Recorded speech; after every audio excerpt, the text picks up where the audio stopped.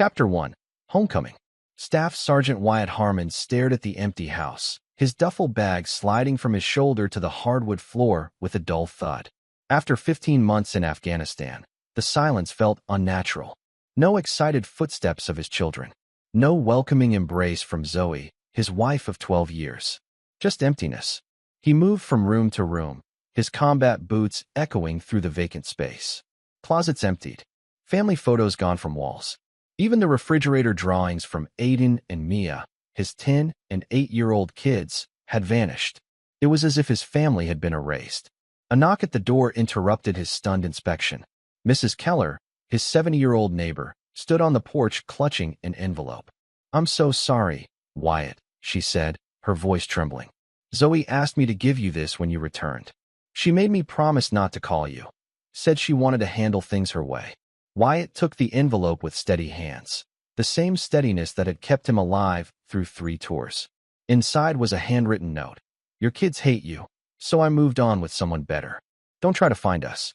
They don't want to see you anymore." Mrs. Keller shifted uncomfortably. "That Blake Crawford fellow started coming around about 3 months after you deployed. I tried to mind my business, but—" She hesitated.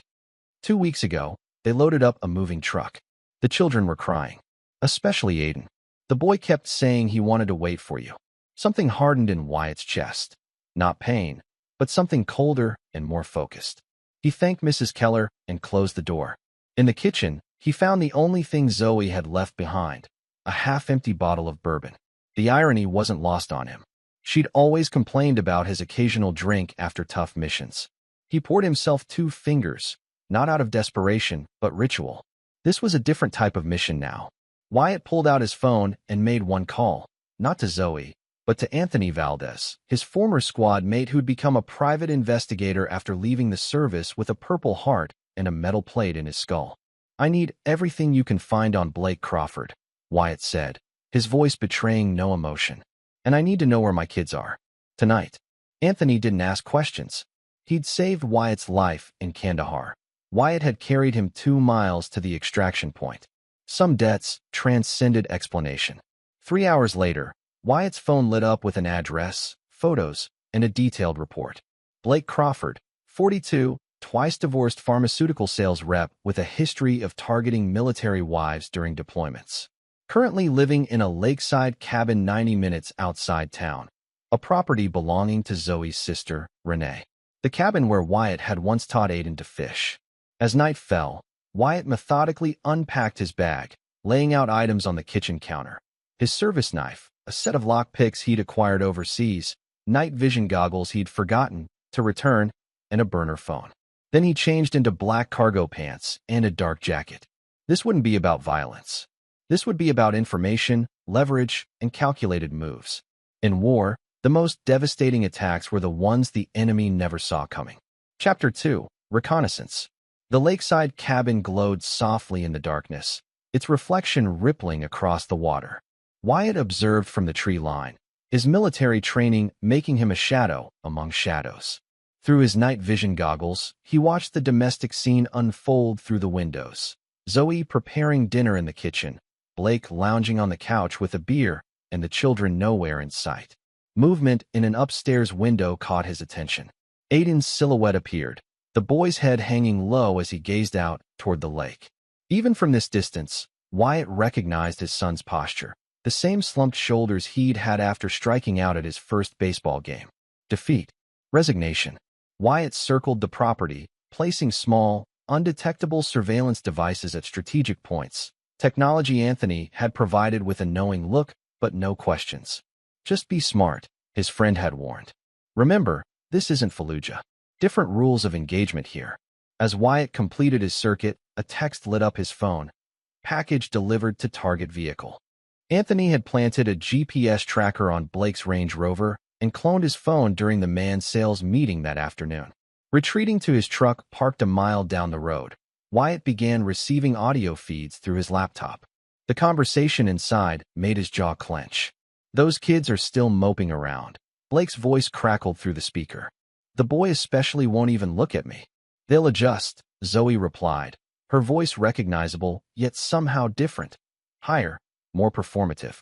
Aiden's just being dramatic. He didn't even cry when we told him his father wasn't coming back to live with us. You sure he bought that story about Wyatt requesting another deployment? Of course. Kids believe what you tell them.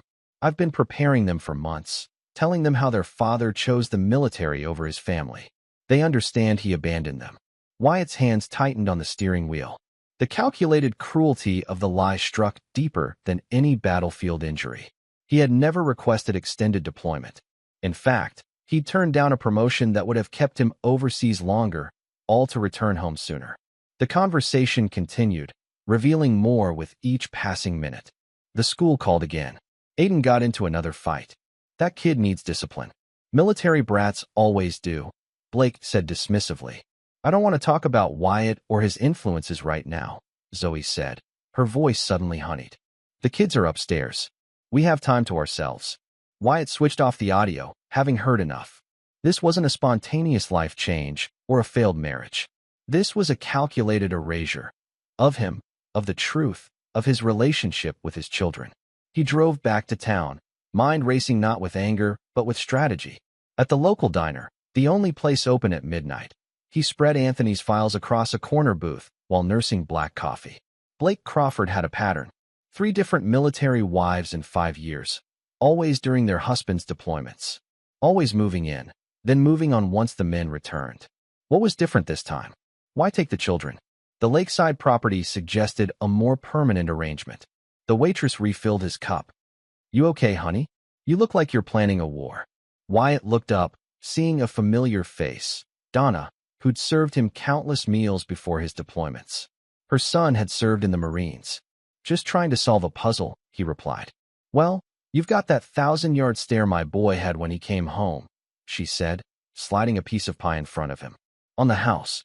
And whatever the puzzle is, remember what you boys always say, work the problem, not the emotion. Her words crystallized something in Wyatt's mind. In the military, emotions got people killed. Clear thinking kept them alive. He needed to approach this like a tactical operation, not a wounded husband. By dawn, he had created a detailed timeline of Zoe and Blake's relationship, mapped potential pressure points, and identified key allies and obstacles. Most importantly, he'd formulated the first phase of his response, one that would begin not with confrontation, but with legal precision strikes. As the sun rose, Wyatt made his second call to Luther Washington, the best family attorney in 3 states, a former JAG officer who understood both military life and the cutthroat reality of custody battles. I need everything, Wyatt told him. Emergency custody hearings, freezing of assets, and documentation of parental alienation. And I need it all to happen before they know I'm back.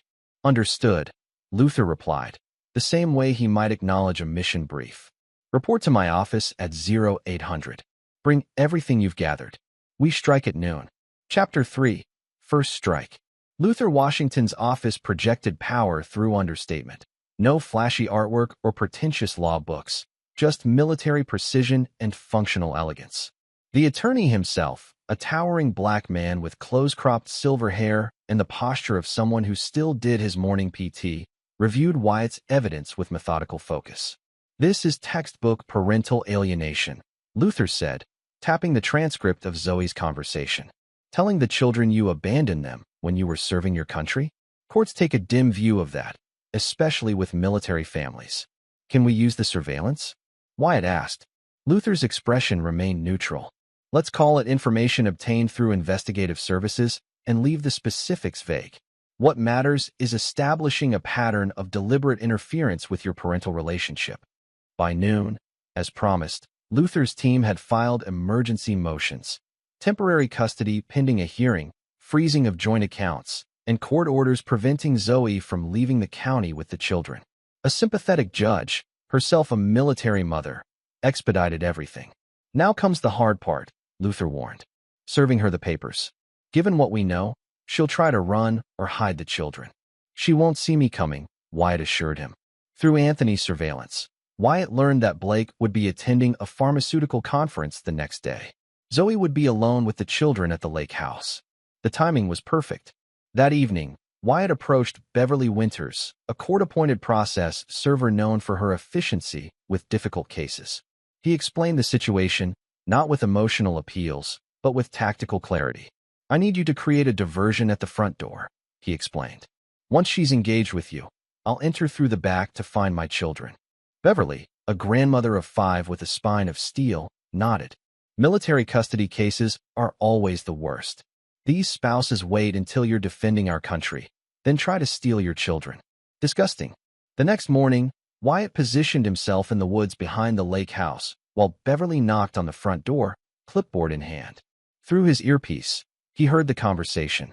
Miss Harmon, I have a certified delivery requiring your signature. It's Crawford now, Zoe's voice replied coolly. What is this regarding? Marketing materials for local schools. We're updating our database for military families. It'll just take a moment of your time. As Zoe engaged with Beverly, attempting to maintain her cover story, Wyatt silently entered through the unlocked back door, a classic security oversight in rural properties. He moved through the house like a ghost, locating his children exactly where he expected. Aiden playing video games in the living room, earphones on. Mia coloring at the kitchen table, partially visible from the front door. Aiden, Wyatt whispered, placing a gentle hand on his son's shoulder. The boy jumped, then froze, his eyes widening in disbelief. Dad, he whispered. They said you weren't coming back. They lied, Wyatt said simply. I need you to trust me right now. Where's your sister? Before Aiden could answer, Mia looked up from her coloring and spotted them. Her crayon dropped to the floor as she launched herself across the room and into Wyatt's arms with a muffled cry. Shoo, Wyatt cautioned, holding her close while monitoring the front door. We need to be very quiet. I'm going to take you both somewhere safe, and then I'll explain everything. Okay. Both children nodded, wide-eyed but trusting. This was the moment that confirmed what Wyatt had suspected. They hadn't turned against him. They'd been deceived. Grab only what you absolutely need, he instructed. We have to move quickly. As the children gathered their essentials, Wyatt texted Beverly. Extraction successful. Extend conversation 3 minutes. Beverly immediately launched into a detailed explanation of school district boundaries, keeping Zoe occupied at the front door while Wyatt and the children slipped out the back and into the waiting car driven by Anthony. As they drove away, Wyatt heard Beverly's final act through his earpiece. Oh, and Ms. Harmon, you've been served. The sound of papers being thrust into Zoe's hands was followed by a stream of profanity cut short as Beverly ended the call. Where are we going, Dad? Aiden asked, his voice small but steady. To someone who can help us, Wyatt answered, meeting his son's eyes in the rearview mirror. Someone who understands what it means to keep promises. Anthony drove them directly to Luther's office, where the attorney had prepared a safe environment for the initial reunification, child psychologists, family advocates, and a judge on standby for emergency depositions. As the children were gently interviewed in another room, Luther updated Wyatt on the legal situation. She's been served with everything: the custody papers, the financial freeze, and a temporary restraining order preventing Blake from contact with your children pending investigation. Luther's face showed rare satisfaction. Based on those recordings and the children's initial statements, the judge has granted you emergency temporary custody. Wyatt's phone erupted with notifications, 17 missed calls from Zoe in the past hour. When it rang again, Luther nodded. Answer it. Speakerphone. Say nothing that could compromise our position. Wyatt accepted the call, his voice calm. Yes. You can't do that to your own wife and kids. Zoe's voice was hysterical, all pretense abandoned. You had no right to take them. They don't even know you anymore. They know who told them lies, Wyatt replied evenly. And legally, you're right about one thing. I can't do this to my wife. That's why the divorce papers are included in what you were served. As for my children, the court disagrees with you. This isn't over, she hissed. Blake has connections. I'm just getting started, Wyatt interrupted, his voice dropping to a whisper. Check your new man's car. What are you talking about? The trunk, Zoe. Have Blake check his trunk when he gets home. The call ended with her confused protests. Wyatt turned to Luther, who raised an eyebrow. Do I want to know what's in Crawford's trunk? Nothing illegal, Wyatt assured him. Just the first real consequence of their actions. Everything before this was just setting the stage. Chapter 4, Pawns and Players. Blake Crawford returned from his pharmaceutical conference to find Zoe pacing the lakeside property, her composure shattered. As she frantically explained the day's events, the court orders, the missing children, Wyatt's cryptic message. Blake's confidence visibly wavered. "Check your trunk," Zoe insisted, her voice ragged. "He said something about your trunk." With growing unease, Blake popped the Range Rover's trunk, revealing not some threatening message, but something far more damaging, a meticulously organized dossier detailing his systematic pursuit of military wives during deployments. Photos, dates, names, and most damningly, his own text messages to friends boasting about his conquests, all compiled with military precision. "What the hell is this?" Zoe demanded, flipping through pages documenting Blake's pattern. Blake snatched the file from her hands. "It's nothing. Just someone trying to make me look bad. These are your text messages, Blake. Another soldier boy shipping out, another lonely wife. Like shooting fish in a barrel. That's you. That's what you wrote about me." While they argued, neither noticed the small red light on the security cameras Anthony had installed.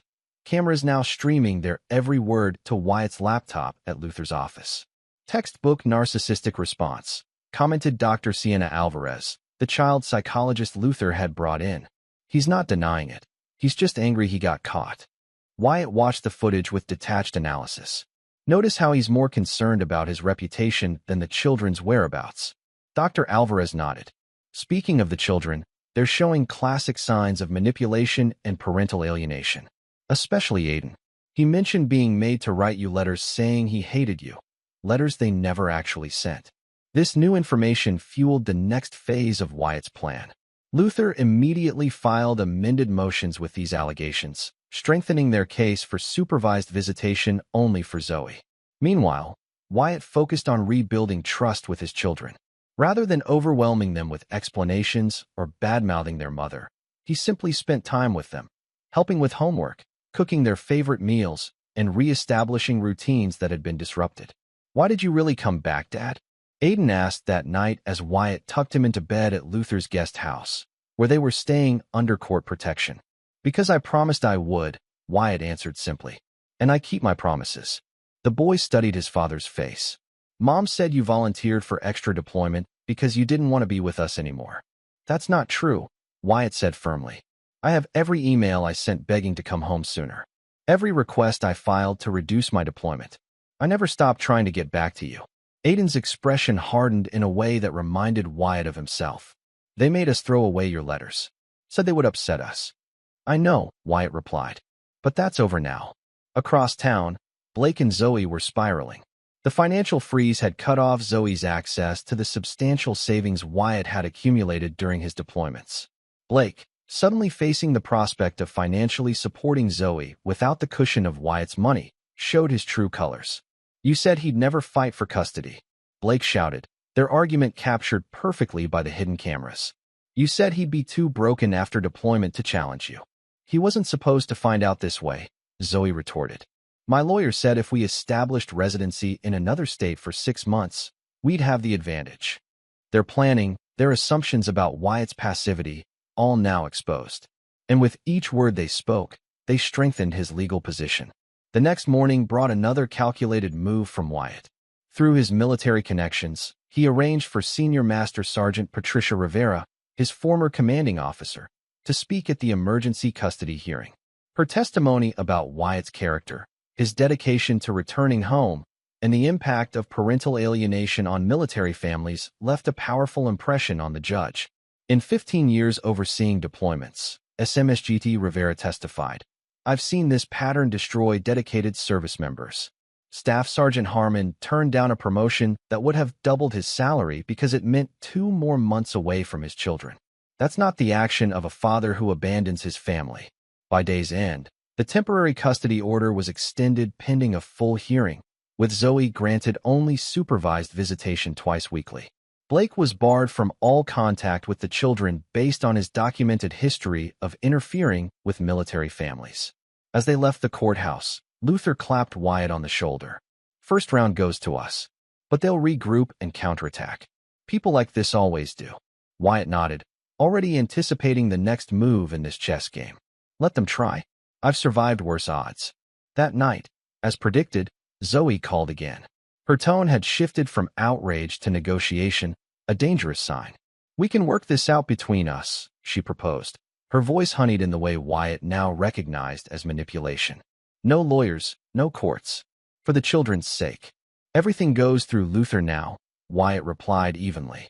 Don't you think you're being extreme? The kids need their mother. The kids need the truth, he countered. And they're getting that now. You've made your point, she said, an edge creeping into her voice. But you're forgetting something. I know things about you. Things from your deployments. Things that wouldn't look good to a custody judge. The threat hung in the air. Wyatt felt a cold satisfaction. She'd played exactly the card he'd been waiting for. Is that a threat, Zoe? Because threatening a service member regarding classified operations is a federal offense. He paused. And you're on a recorded line. The silence that followed told him everything. She'd overplayed her hand, not realizing he'd anticipated this move days ago. One more thing, Wyatt added before ending the call. Tell Blake to check his professional licensing board tomorrow. I hear they take ethics quite seriously in pharmaceutical sales. Chapter 5. Counterintelligence. Blake Crawford's professional implosion began at 9:17 a.m. when his regional supervisor received an anonymous package containing evidence that Blake had been diverting pharmaceutical samples to personal use and falsifying doctor signatures on distribution forms. By noon, his company's ethics committee had suspended him pending investigation. By 3, the state licensing board had been notified. None of these allegations came from Wyatt directly. Rather, they came from Pamela Norris, a hospital administrator Blake had previously dated and discarded, one of many women Anthony had identified and Wyatt had quietly contacted. Presented with evidence of Blake's predatory pattern with military wives, Pamela had been all too happy to share what she knew about his professional shortcuts. Never burn bridges, Wyatt murmured to himself as he received confirmation of Blake's suspension. First rule of surviving in hostile territory. While Blake desperately tried to salvage his career, Zoe attempted a different approach. She arrived at her supervised visitation with the children bearing gifts and tearful apologies, playing the role of the remorseful mother who'd made a mistake. I just got confused while your father was away, she told the children, carefully phrasing her words with the court-appointed supervisor present. I never meant to hurt anyone. Aiden, however, had inherited his father's perceptiveness. Then why did you tell us Dad didn't want to see us anymore? Why did you make us write those letters saying we hated him? The supervisor's pen paused mid-note, capturing this critical admission. Zoe's facade cracked momentarily before she recovered. You're misremembering, sweetheart. I would never do that. But the damage was done. The supervisor's report, filed that afternoon, noted concerning evidence of deliberate parental alienation and the mother's apparent dishonesty when confronted. Meanwhile, Wyatt was building a different kind of case.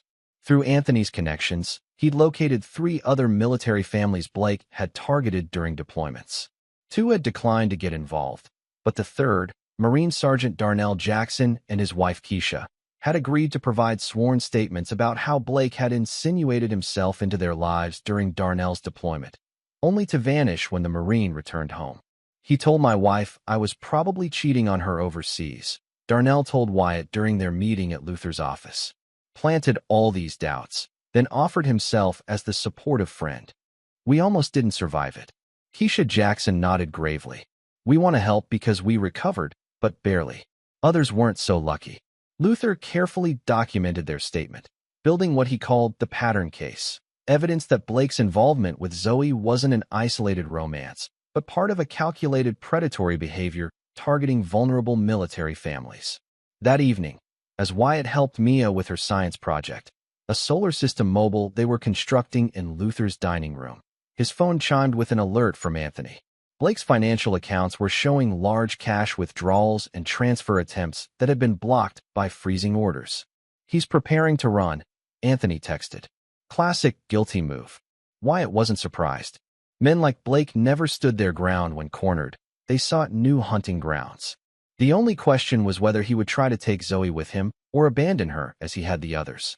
The answer came at midnight, when Anthony's surveillance captured Blake and Zoe in a vicious argument outside the lake house. You never said anything about his connections or resources, Blake shouted, throwing clothes into his car.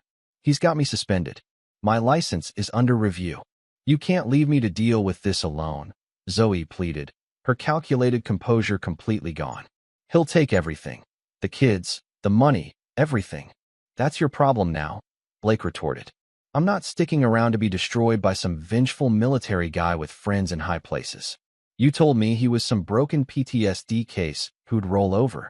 Where are you going? She demanded as he slammed the trunk closed. Somewhere he can't reach me. Don't call me until this blows over. As Blake's taillights disappeared down the gravel driveway, Zoe collapsed onto the porch steps, head in her hands. For the first time since Wyatt's return, she looked genuinely lost.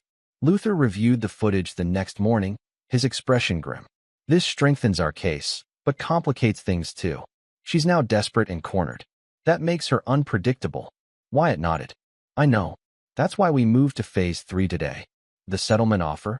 Yes, but not the one she's expecting. Luther began drafting the proposal, not the standard divorce settlement Zoe might anticipate, but something far more comprehensive. It addressed custody, finances, and most importantly, accountability. By afternoon, Zoe had received the documents. Her call came minutes later, routed through Luther's office where Wyatt sat waiting. This isn't a settlement offer. It's a surrender demand, she practically screamed through the speakerphone. Luther remained professionally calm. My client is willing to be generous financially in exchange for what he values most, his relationship with his children without interference. He wants me to admit to parental alienation in writing. That would destroy me in court. He wants honesty, Luther corrected, for the children's healing process. And I'm supposed to agree to supervised visitation for a year, while he gets them whenever he wants. Given the documented evidence of manipulation and false statements to the children about their father, yes, that's entirely reasonable, Luther replied. The court would likely impose stricter terms if we proceed to trial. Her breathing was heavy, desperate. Blake's gone. He took what cash we had. I have nothing. Luther glanced at Wyatt, who nodded slightly. My client is prepared to release sufficient funds for reasonable living expenses, provided you vacate the lake property immediately. It belongs to his children's aunt, who has explicitly withdrawn permission for your residence. The silence stretched for nearly a minute before Zoe spoke again, her voice hollow. He planned all of this, didn't he? Right from the beginning. He knew exactly how everyone would react. Wyatt finally spoke. I learned in Afghanistan that when you're ambushed, you don't just react. You identify the pattern, predict the next move, and redirect the attack. You and Blake had a pattern. I just made sure you followed it to its logical conclusion. This isn't over, she whispered, but the threat lacked conviction. Actually, it is, Wyatt replied calmly. You have until 5 p.m. tomorrow to accept the settlement terms. After that, we proceed to full trial with all evidence presented publicly. As the call ended, Luther gave Wyatt an appraising look. You're certain she'll accept? People like Zoe and Blake only understand self-interest, Wyatt explained. I've structured the deal to appeal to hers while protecting what matters to me. And if she refuses? Wyatt's expression remained unchanged. Then we execute the contingency plan. But she won't refuse. Chapter 6, Extraction. Zoe signed the settlement agreement at 4:58 p.m. the following day, 2 minutes before the deadline. The terms were comprehensive. Wyatt received full custody with Zoe granted supervised visitation that could gradually increase based on her cooperation with family therapy. She admitted in writing to making false statements to the children about Wyatt's deployment and desire to return home. Financially, she received enough for a modest fresh start, but nowhere near the comfortable lifestyle she'd envisioned. Most crucially, she agreed to a non-disparagement clause that prohibited her from speaking negatively about Wyatt to the children or interfering with his relationship with them. Any violation would result in immediate suspension of visitation rights. She folded rather easily in the end, Luther observed as he filed the executed documents with the court. People who build lives on lies usually do, Wyatt replied. Their foundations are weak. With the legal battle largely settled, Wyatt focused on rebuilding his family. He purchased a new home across town, close enough to maintain the children's school and friendship connections, but far enough from old memories. The house had a large backyard, perfect for the German Shepherd rescue dog they adopted 2 weeks after moving in. Aiden named him Ranger, after his father's military unit.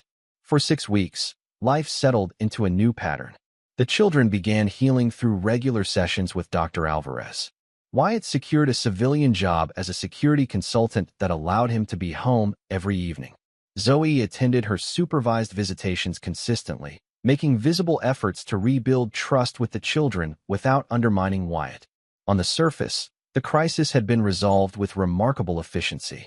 Yet Wyatt remained vigilant, recognizing that the apparent calm was merely an intermission, not the end of the story.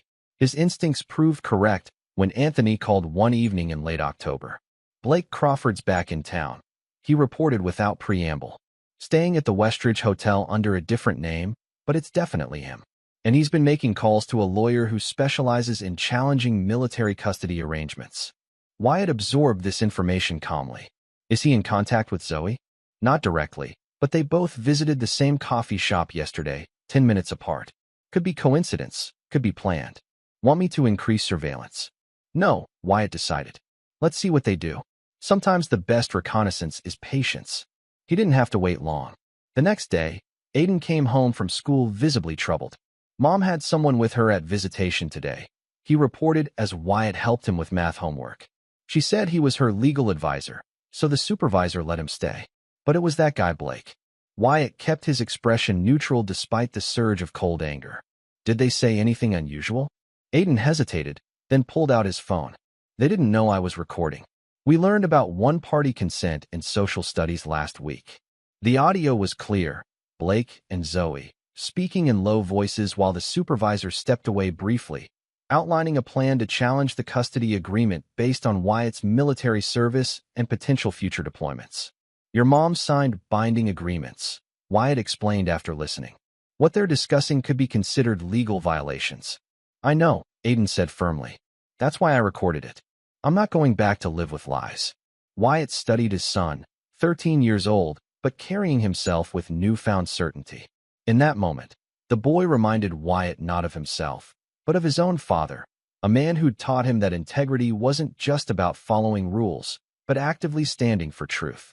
We'll handle this, Wyatt assured him. But I need you to promise me something.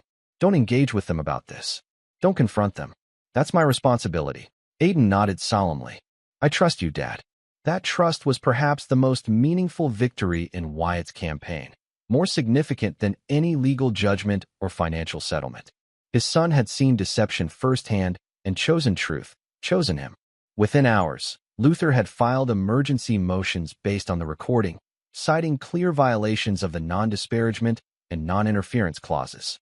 The court responded with immediate suspension of Zoe's visitation rights, pending investigation, and a restraining order preventing Blake from coming within 500 feet of the children or their schools. What neither Zoe nor Blake realized was that their attempted countermove had activated the contingency plan Wyatt had prepared weeks earlier. The next morning, as Blake exited his hotel, he was approached by two federal agents who requested he accompany them for questioning. The investigation concerned financial irregularities at pharmaceutical companies where he'd worked, specifically, patterns of sample diversion that crossed state lines, making it a federal matter. Anonymous tips from former colleagues had triggered the inquiry, which now required his full cooperation. Simultaneously, Zoe received official notification that her teaching certificate was under review by the State Board of Education based on her documented dishonesty in legal proceedings, a violation of the ethical standards required for certification. By sunset, both Blake and Zoe were facing professional ruin, legal consequences, and the complete collapse of their counter-strategy. Neither could prove Wyatt's involvement in these separate investigations, yet both recognized his invisible hand guiding the precise dismantling of their lives.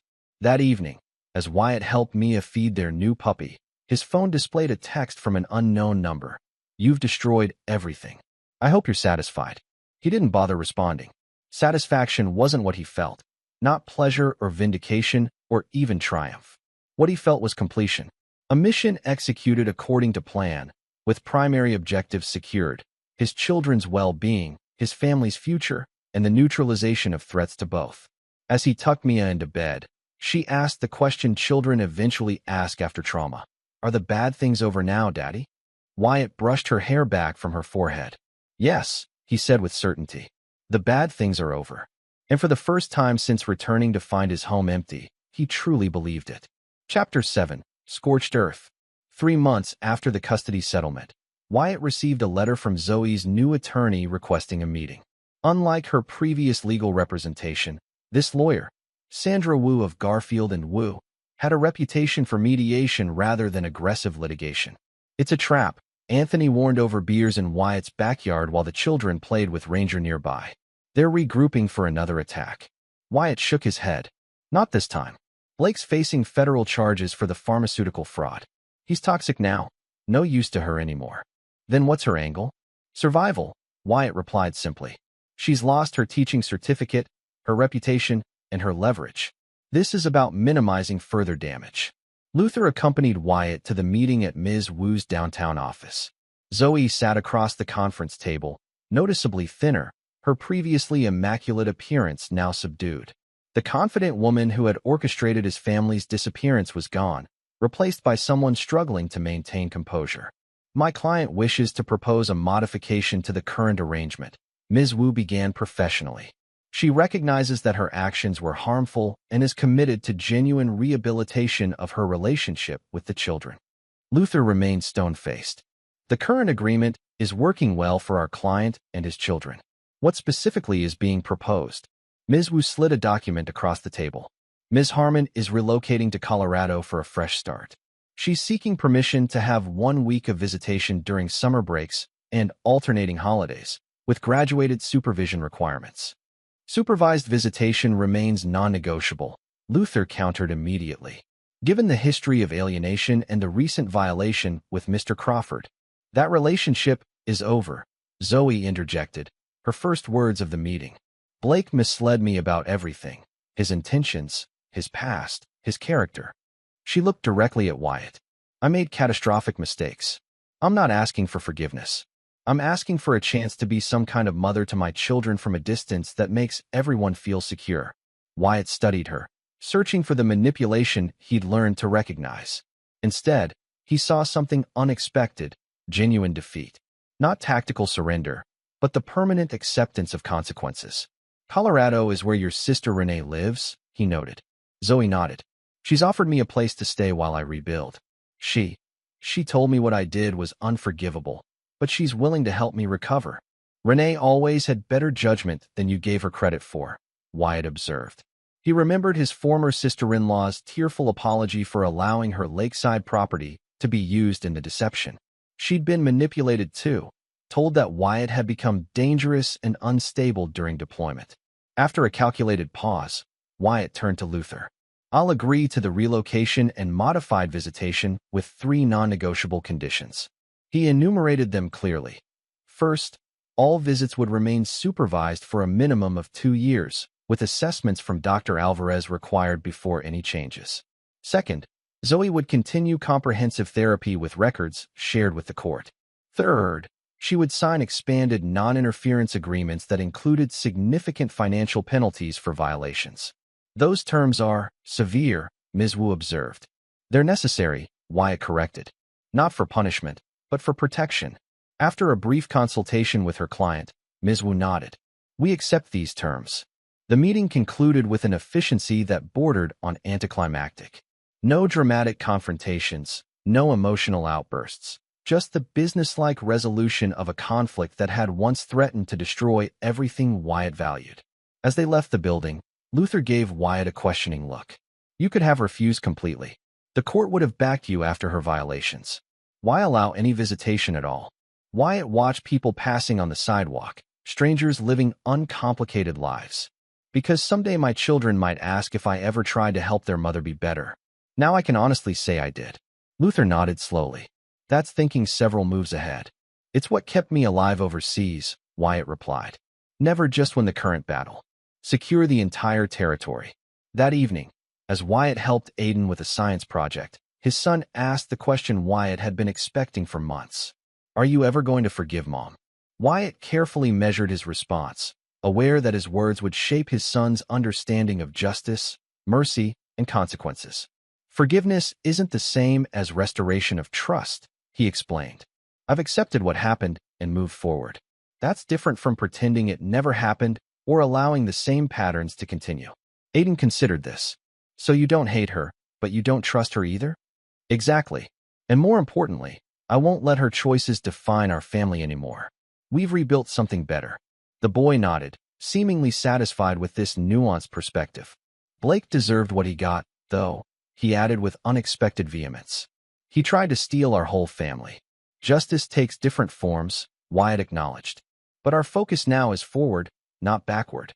Later that night, Wyatt received an update from Anthony that shifted the landscape once again. Blake Crawford had accepted a plea deal on the federal charges, reduced penalties in exchange for information about widespread pharmaceutical fraud. The agreement required him to relocate to Arizona under supervised release, effectively removing him permanently from their lives. The news brought not satisfaction, but closure. Every threat had been neutralized, every vulnerability addressed. The mission was complete. As Wyatt made his final security check of the house that night, a habit from both military and recent civilian life, he passed the children's rooms. Aiden slept with Ranger curled at the foot of his bed. Mia had kicked off her covers as usual, surrounded by stuffed animals. Their peaceful sleep represented everything he'd fought to protect. In the quiet kitchen, Wyatt poured himself a single finger of bourbon, not from need or pain, but as acknowledgement of a chapter completed. He raised the glass slightly, a silent toast to battles won and enemies defeated, before setting it down untouched. He didn't need it anymore. Chapter 8. Reconstruction. 1 year after returning to find his home empty, Wyatt stood in the backyard of his new house, watching as friends and family gathered for Mia's 10th birthday party.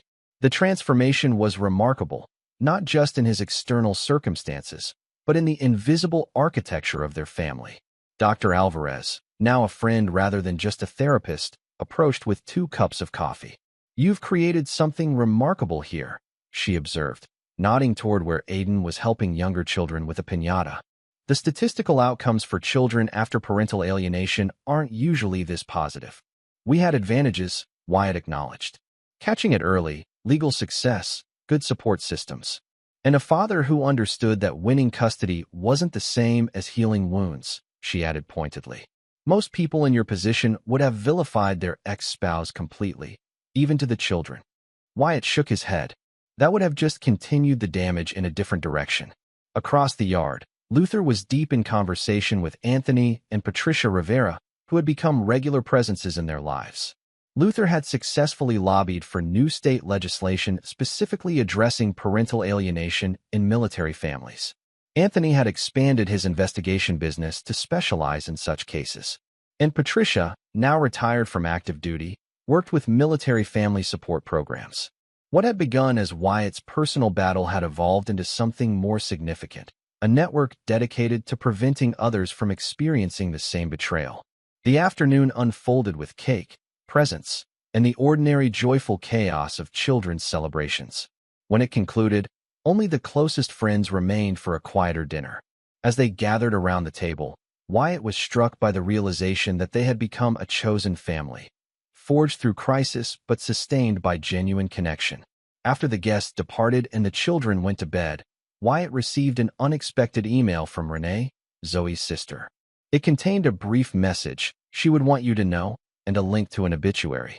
Blake Crawford had died of an apparent heart attack in Phoenix 3 days earlier.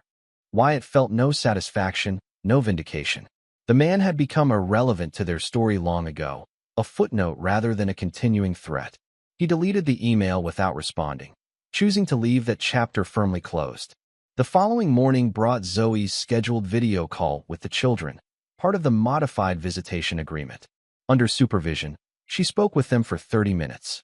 Wyatt maintained a careful distance, present in the home but not intruding on their conversation. He noticed that while Mia remained somewhat guarded, Aiden had developed a measured openness, not forgetting the past but not defined by it either. When the call ended, Aiden found his father in the garage, organizing tools.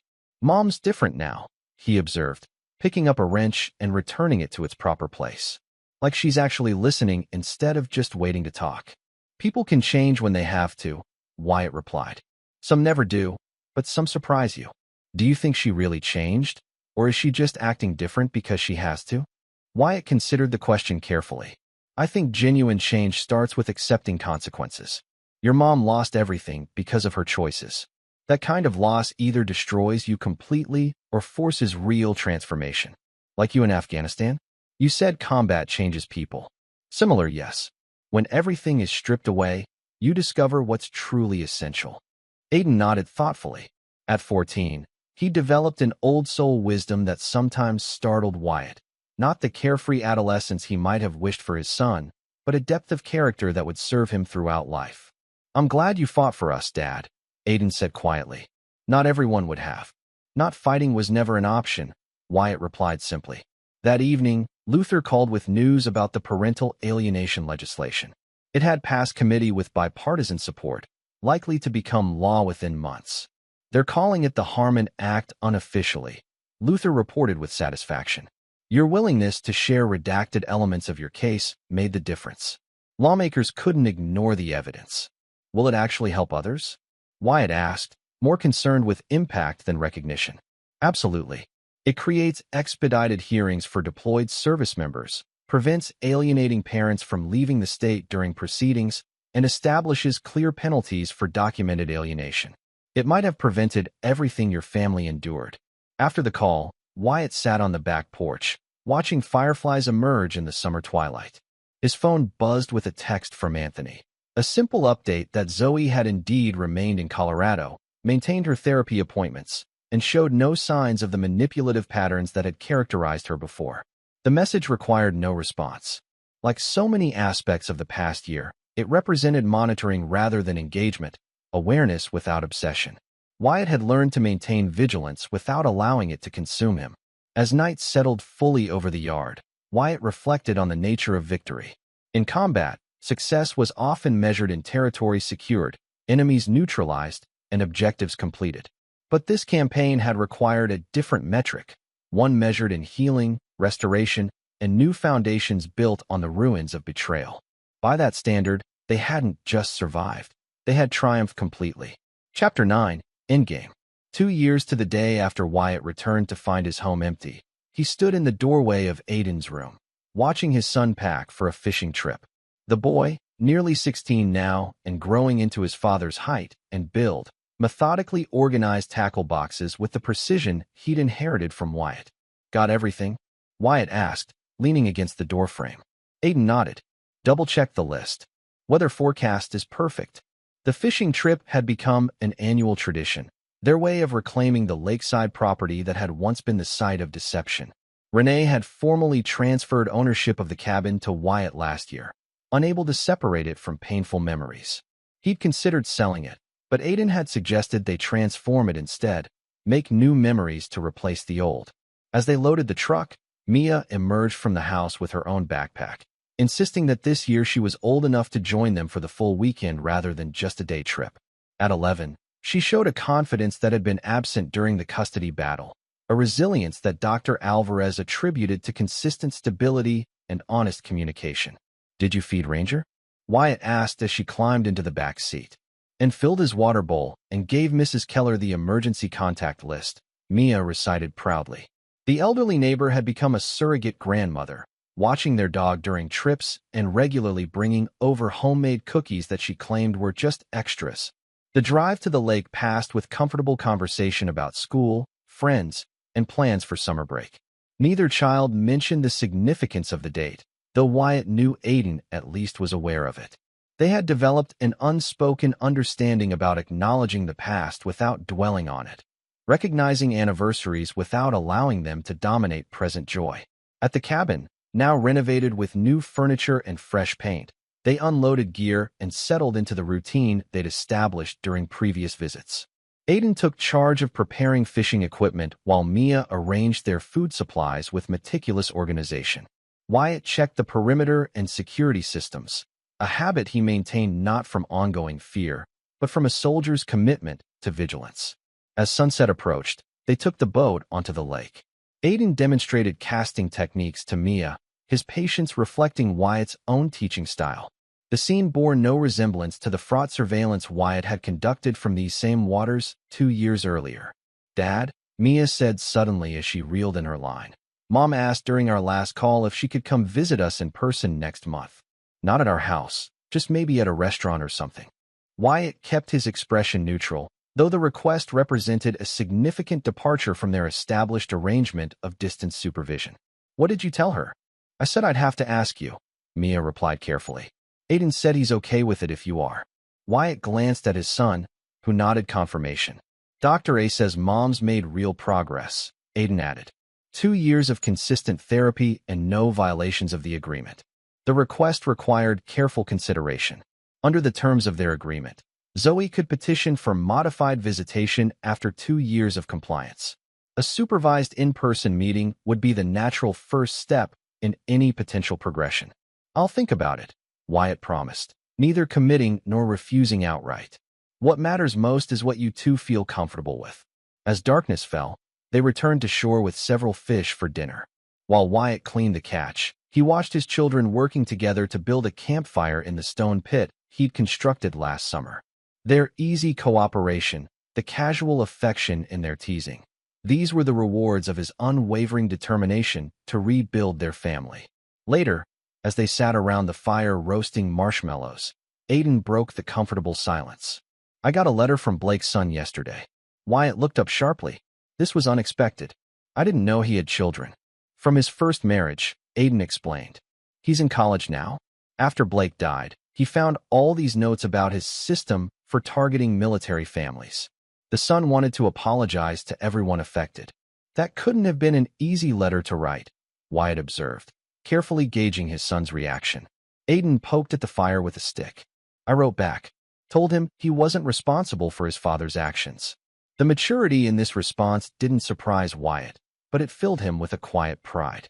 His son had developed wisdom beyond his years, the capacity to distinguish between justice and vengeance, between accountability and blame. "You're a better man than I was at your age," Wyatt said simply.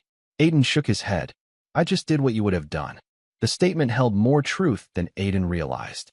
The mercy he'd shown to Blake's son wasn't something Wyatt would have managed in his younger years. It reflected the man Wyatt had become through hardship, both in combat and in the personal war he'd waged to reclaim his family. As the fire burned down to embers, Mia fell asleep against her father's shoulder. Wyatt carried her inside and tucked her into bed, remembering how small she'd seemed when he'd first reclaimed custody, withdrawn and uncertain, damaged by manipulations she couldn't fully understand. Returning to the fire, he found Aiden still awake, contemplative in the dying light. 2 years, Aiden said quietly. "Sometimes it feels like forever ago, and sometimes it feels like yesterday." "That's how significant events work," Wyatt replied. "They change your internal timeline." "Do you ever regret how things turned out?" "With Mom, I mean." Wyatt considered the question carefully. "I regret that it happened at all, that you and your sister had to experience that kind of deception. But I don't regret the actions I took in response. They were necessary. Even the parts that destroyed her life. She made choices that had consequences," Wyatt said firmly. "I didn't create those consequences. I simply ensured they couldn't be avoided." Aiden nodded slowly. "That's what I thought you'd say." He paused, then added, "I think I'll say yes to Mom's request to meet. Not because I've forgiven everything, but because holding on to it doesn't help anyone."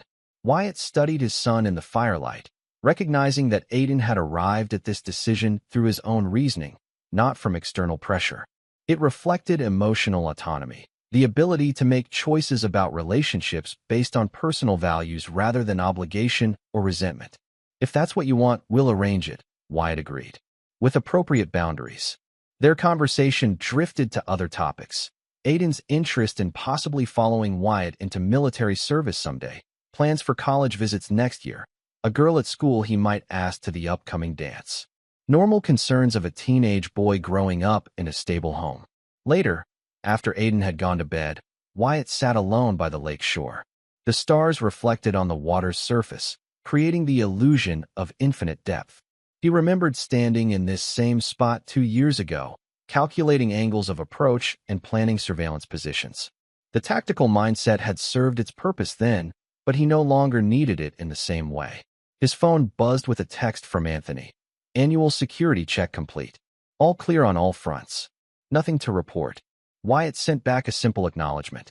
The monitoring protocols they'd established had become less intensive over time, evolving from urgent security measures to routine verification. They represented not ongoing fear, but the commitment to never again be blindsided by betrayal. As he prepared to turn in for the night, Wyatt reflected on the journey from that first devastating homecoming to this peaceful evening. He had returned from war to find another kind of battle waiting, one that required different weapons but the same unyielding resolve. In both conflicts, he had emerged victorious not just by defeating opponents, but by securing what truly mattered: his children's well-being, his own integrity, and their collective future. The empty house that had greeted him 2 years ago had been replaced by something more substantial than physical possessions or legal arrangements. A family rebuilt on foundations of truth, resilience, and unwavering loyalty. Some would call his methods harsh, his determination excessive. But Wyatt had never sought approval or understanding from those who hadn't faced similar battles. He had done what was necessary, what was right for his children, without compromise or hesitation. And in the quiet triumph of this anniversary, with his children sleeping peacefully under his protection, he found the only validation he had ever needed. The war was over. They had won. This is where our story comes to an end. Share your thoughts in the comments section. Thanks for your time. If you enjoy this story, please subscribe to this channel.